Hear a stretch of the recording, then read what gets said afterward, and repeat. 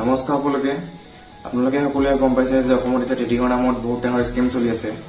যদি আপোনালোকক কোনোবাই ষ্টক মাৰ্কেটৰ নামত গেৰেণ্টি ৰিটাৰ্ণ দিম বুলি কৈ আছে, তেনে তাত পইচা কেতিয়াও নিদিব বা ইনভেষ্ট নকৰিব। কাৰণ কোনো এজন ট্ৰেডাৰে, প্ৰফেচনেল ট্ৰেডাৰে হওক বা বিগিনাৰ ট্ৰেডাৰে হওক, কোনো আপোনাক 100% গেৰেণ্টি ৰিটাৰ্ণ দিব নোৱাৰে।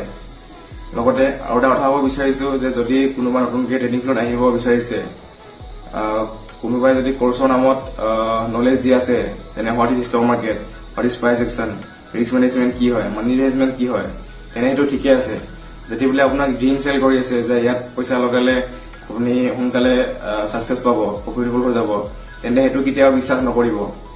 ট্ৰেডিং ইজ লাইক আ বিজনেছ। এইটো এটা স্ল' এণ্ড ষ্টেডি প্ৰচেছ হয়, য'ত মানুহে ডিচিপ্লিন মেইনটেইন কৰিব লাগিব, গ্ৰীড এণ্ড ফিয়াৰ আঁতৰাব লাগিব।